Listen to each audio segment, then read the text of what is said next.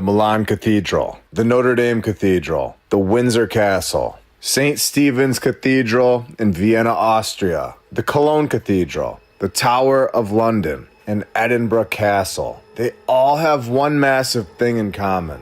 What is it? All of these places having this one thing that shows that the mainstream history is not giving us the full picture, and it's not even close. Massive palaces all over the world, constructed with perfection, and not one of these structures was built with a toilet. We are told that humans could ride on their donkeys without a light bulb and without a road, and construct palaces in every single country. Yet they had to go to the bathroom in their yard and wipe with a leaf.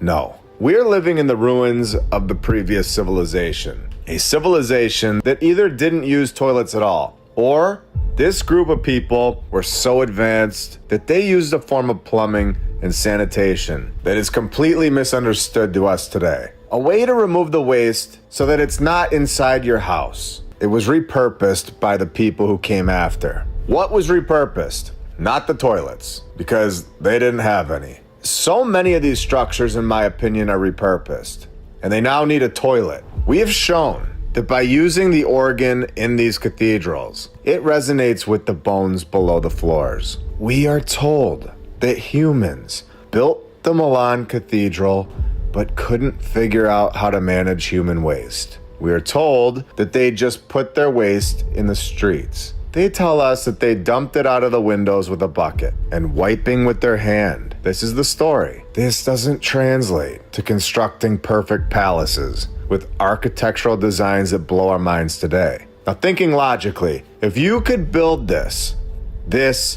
and this with perfection, zero mistakes, and they're still here today, then you would be able to design a sewer system that we use today.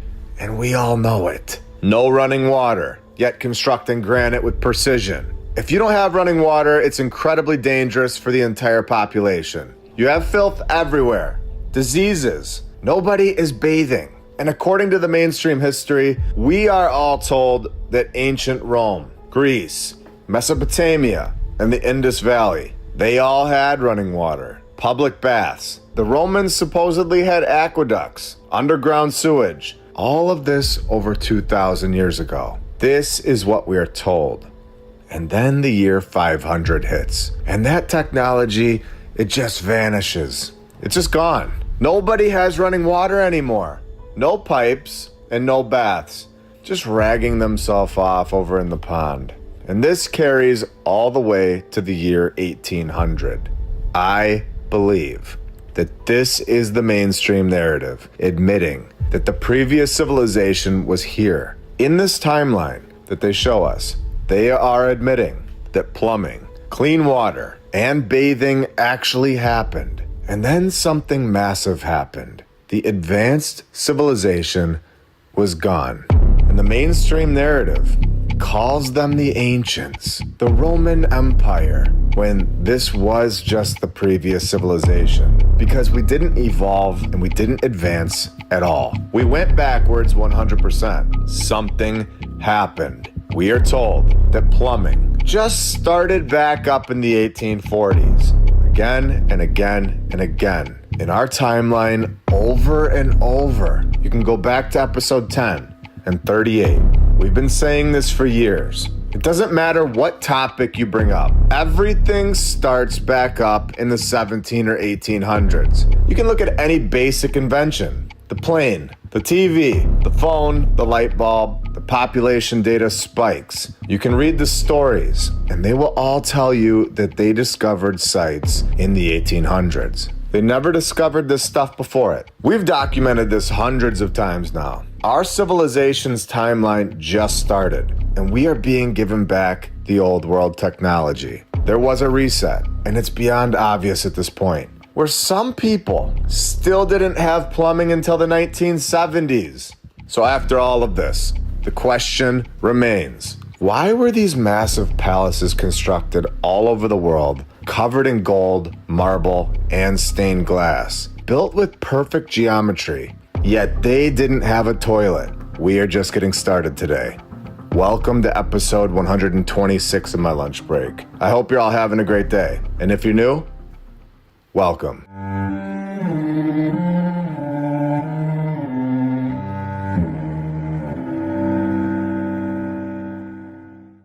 So the question remains, why didn't these palaces have a toilet? You build this massive palace and you can't figure out how to put a toilet in? We all know that this is not what happened. We already know they were technologically capable of putting a toilet in if they wanted to.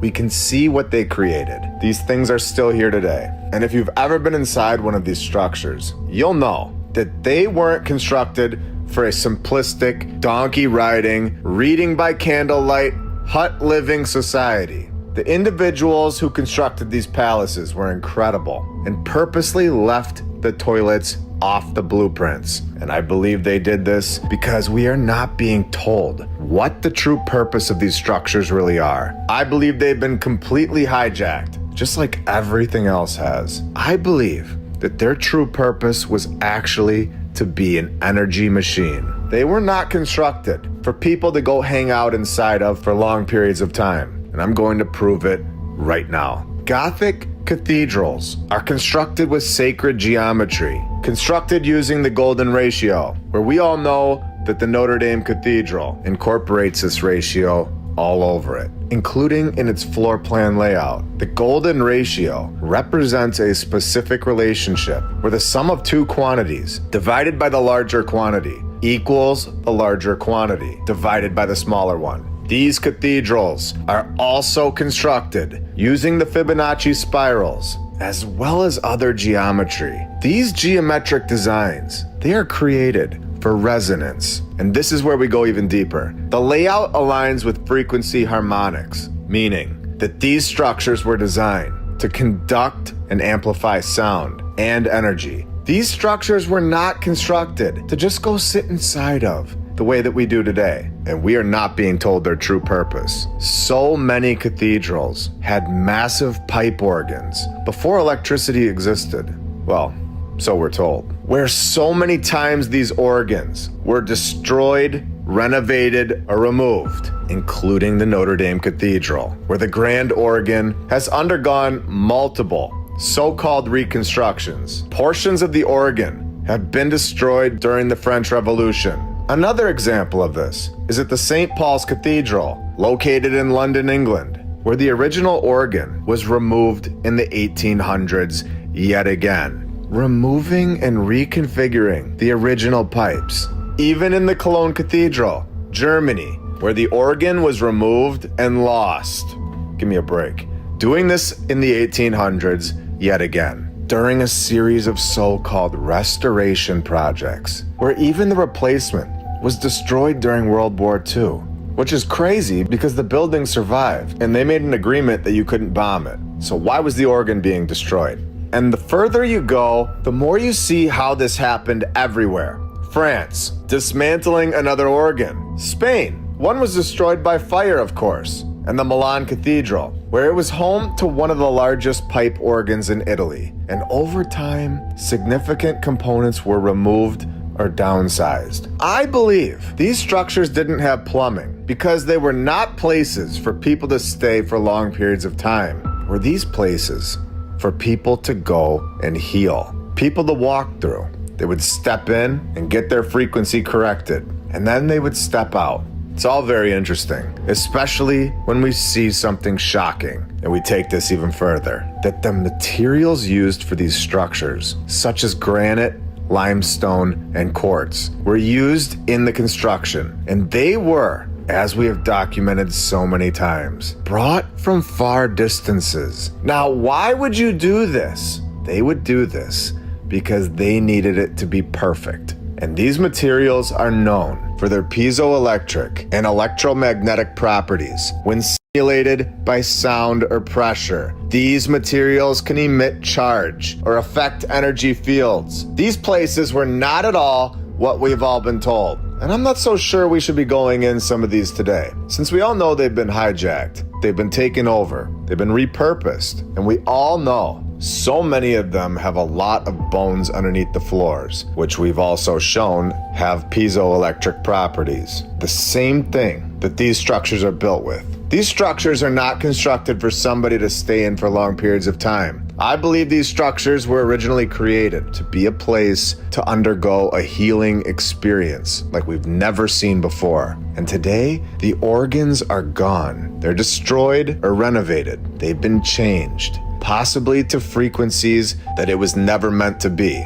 And now we stay in these places for a very long time. So long that we need to go to the bathroom. And then we come sit back down. I don't believe that that was ever supposed to be the case. Healing centers that have been altered, and this is documented like we have shown. Going even further, these stained glass windows also give off a frequency where light isn't just illumination. Red, blue, green, and violet light all impact the body in different electromagnetic ways. The stained glass, it filters sunlight through a very specific frequency, and the entire interior is filled with color therapy.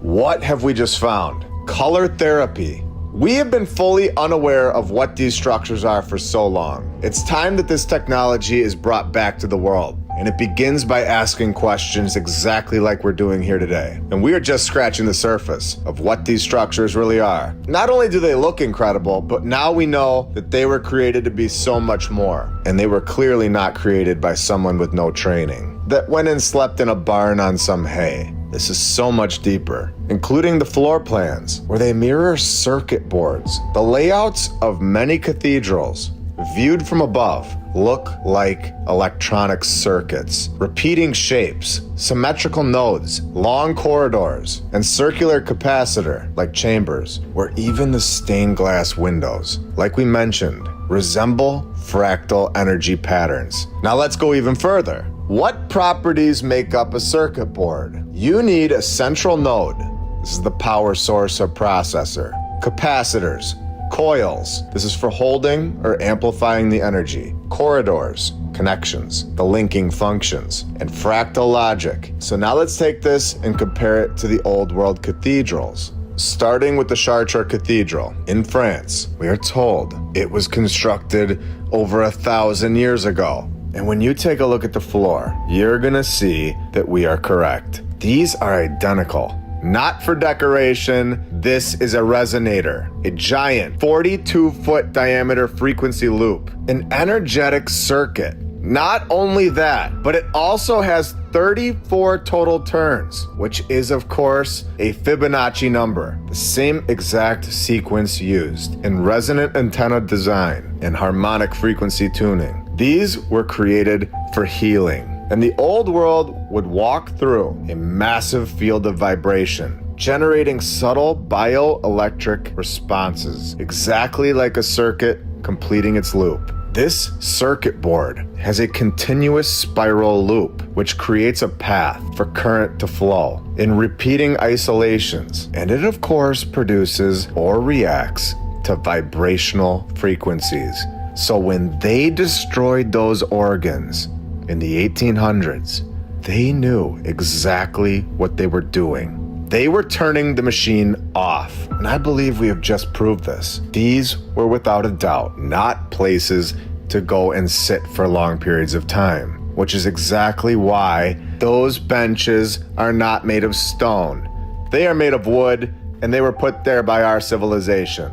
I believe that these places, they were to get your mind, your body, and your inner self on the same frequency, the right frequency. And I believe this created a very powerful society. The exact thing this time period that we're all in does not want. I believe we now know why there weren't toilets in the cathedrals. But what about the other buildings? Such as the Windsor Castle, the Tower of London, Edinburgh Castle, monumental places, and none of them were built with a toilet.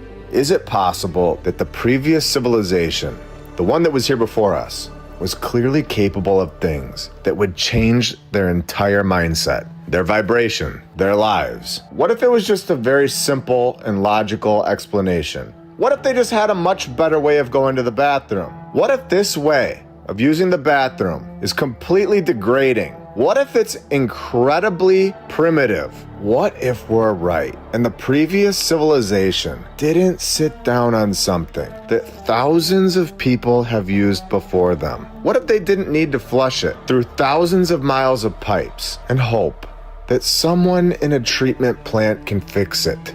What if they didn't want to sit down on something that needed cleaning products that have a lot of chemicals in them? And do you understand what still water is? Still water is the water in the toilet bowl. It is water sitting stagnant. Did you know that still water is dangerous and it sits in every single one of our houses today? Why would an advanced civilization, a very powerful and extremely intelligent civilization, why would they have still water in a palace? In a palace that heals you, still water loses oxygen over time, which kills good microbes and allows for the bad ones to thrive. Still water becomes a breeding ground for E. coli, mold, and disease. And we all use this today. The amount that we are not taught is incredible. But once we see these facts, you will never question why a palace from the old world didn't have a toilet again. I'm 100% certain at this point that they didn't put a toilet in their palaces because they weren't capable. It was because they didn't want to. And they knew exactly what happens in still water. Yet this is so normal today. We think it's crazy that the old palaces don't have a toilet. Not anymore. An advanced civilization would never trap filth in water and keep it inside their buildings. They would eliminate the waste instantly. And this gets even more intense and exposes this once and for all. Still water becomes a breeding ground for deadly organisms. Within a few hours, it can start growing bacteria that can infect, poison, or even kill. Toilets are disgusting, and this is exactly why they didn't put them in their palaces. Have you heard of Legionnaire's disease? I'm gonna tell you what, if you didn't think we were in a little season before this, I'm gonna prove it right now. They've put a toilet in every single one of our houses. How many people here have a toilet that's in their house that they haven't flushed in a while?